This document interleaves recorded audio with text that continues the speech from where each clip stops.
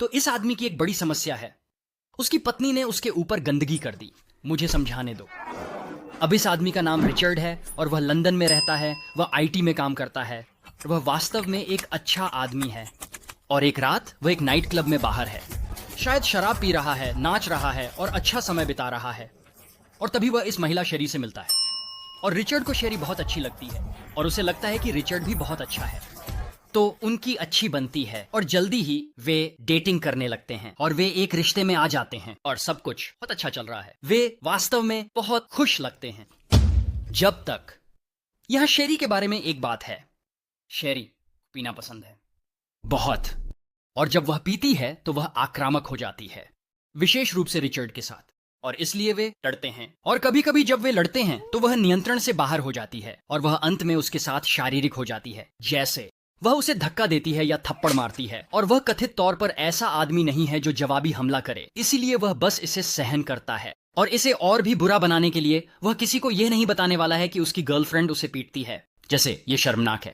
तो शेरी कि कभी कभार की शराब के नशे में की गई हिंसा जारी रहती है। और 9 साल बीत जाते हैं और रिचर्ड और शेरी वे शादी कर लेते हैं। लेकिन शादी से हिंसा रुकती नहीं है। वास्तव में सालों के साथ यह वास्तव में और भी बुरा और अधिक बार होने लगता है। ओह, और यह हिंसा सिर्फ शारीरिक नहीं है, वह उसे मौखिक रूप से भी पीटती है। जैसे वह कुछ करना भूल जाएगा, जैसे रात के खाने के लिए चिकन ओवन में डालना, और वह बस उसे बुरा भला कहने लगेगी, उसे सभी तरह के भयानक नामों से बुलाएगी। वह उसकी माँ के बारे में भी तिरछी टिप्पणियां करेगी जो गुजर गई हैं, जो बस भयानक है। केवल इतना ही नहीं, जब वे बच्चा पैदा करने की कोशिश करने लगते हैं तो मुझे लगता है कि उन्हें यह आईवीएफ के जरिए करना पड़ता है, और शेरी को पसंद नहीं, उन्हें यह आईवीएफ के जरिए करना पड़ता है। तो वह रिचर्ड पर दोष लगाने लगती है कि वह दोषपूर्ण है, एक असली आदमी न होने का, और कि वह एक असफलता है क्योंकि वह उसे गर्भवती नहीं कर पा रहा है। बस सभी तरह की भयानक चीजें। अब अंततः रिचर्ड उसे गर्भवती कर देता है और उनके एक बच्चा होता है। तो घर में अपने बच्चे पर नजर रखने के लिए रिचर्ड अंततः बेडरूम और बच्चे के खेल के कमरे में नानी कैमरे लगाता है। और ये नानी कैमरे अंततः महत्वपूर्ण साबित होने वाले हैं। तो और साल बीतते हैं और हिंसा और भी बुरी होती जाती है।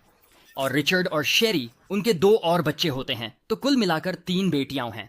और समय के साथ दुर्भाग्यवश शेरी की शराब पीने की आदत और भी बेताब होती जाती है। कभी कभी वह एक दिन में 3 बोतल शराब पी रही होती है, और जितना अधिक वह पीती है उतनी ही अधिक वह बदतमीज होती जाती है। जैसे वह लगातार रिचर्ड को नामों से बुलाती है, और कभी कभी वह उसे मारती है या उसे काटती है या उसे कांटे से चुभौती है या उस पर अंडे फोड़ देती है। और एक बार वह इतनी गुस्से में आ जाती